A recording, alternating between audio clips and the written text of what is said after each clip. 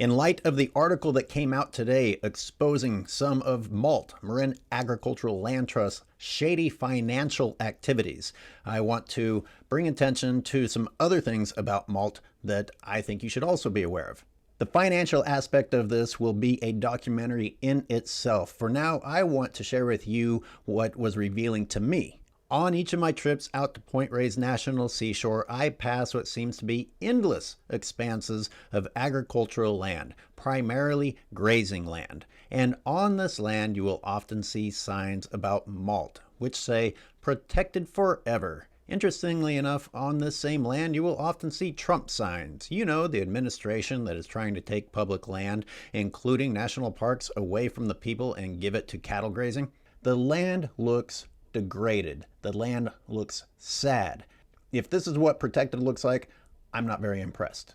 Many of us have been indoctrinated with this idea that development and skyrises are what represents bad things and anything else is good. An alternative to that is good. And indeed, development is not good for the environment. But that does not mean that other things are not also bad for the environment.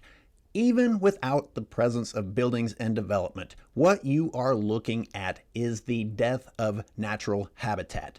There's nothing protected here except for the interests of those who want to extract from that land repeatedly for agricultural purposes. If you in any way interpret protected forever and the fact that this is labeled as a conservation company as actually conserving animals or the natural environment, then you have interpreted incorrectly. Yes, you will see some trees in the background. What you have to ask yourself is, are those trees there because of ranching, or are those the trees that have managed to remain despite ranching? In fact, if you try to buy any land out there and restore it to natural habitat, you will not be allowed to do so. Let me show you a specific example. These 772 acres of particularly degraded land are owned by one of the families who also lease property out in the seashore. This property alone is on sale for $6,300,000, but don't forget to feel bad about the financial plight of the Point Reyes ranchers. In any case, even if you wanted to restore this land to natural habitat, you would not be allowed to because it falls under MALT jurisdiction. Now, it's one thing to defend agriculture on the basis that producing food is a positive thing, but it is another to look at that with the illusion that this is a conservation effort. Last year, I posted 2 videos that were basically me sticking the camera out the window and filming death, death, death. Desolation, degradation, extraction. What has been done to the land in Sonoma and Marin and other counties is upsetting. And we have all accepted this with a blind eye just because we don't see buildings on it. You know what else you don't see on it? Wildlife. You know what else you don't see on it? Native plants, except for the few trees that have been allowed to remain.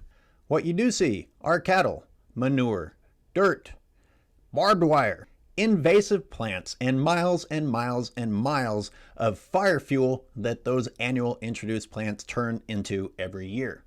Author and ecologist George Werthner kind of woke me up to this when he said, look, my backyard is better wildlife habitat than agricultural land. Now that sounds ridiculous until you take a moment to digest exactly what he's talking about.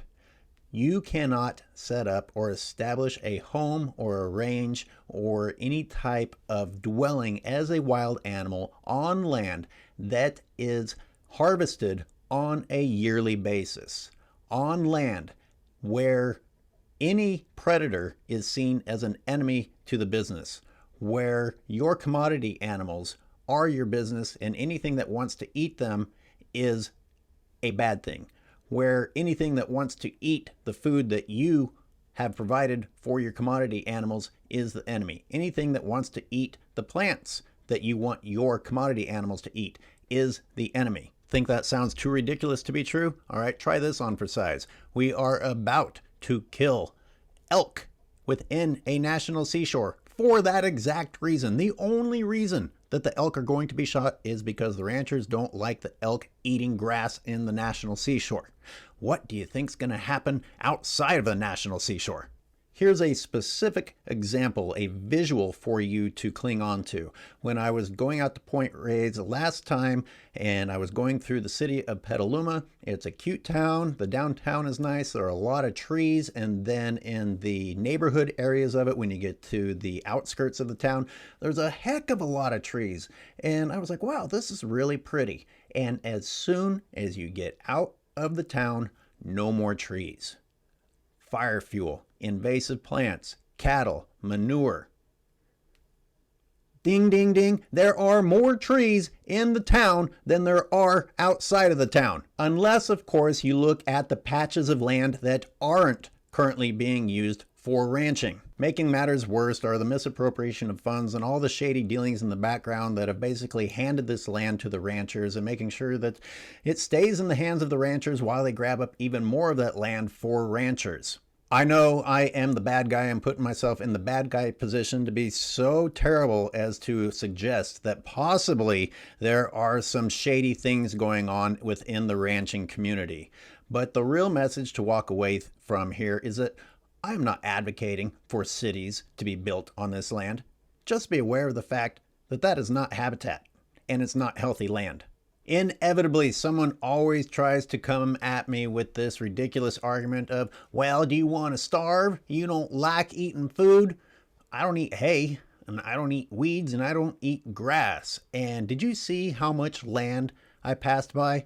That was for cows to graze. A tiny fraction of that land could have been used to produce efficient human food crops, rather than devastating that land under the trampling feet and defecating bowels of all of this livestock, which I also do not eat. I have provided a link to the article that just came out today about MALT, as well as providing a link to the videos that I made last year about MALT.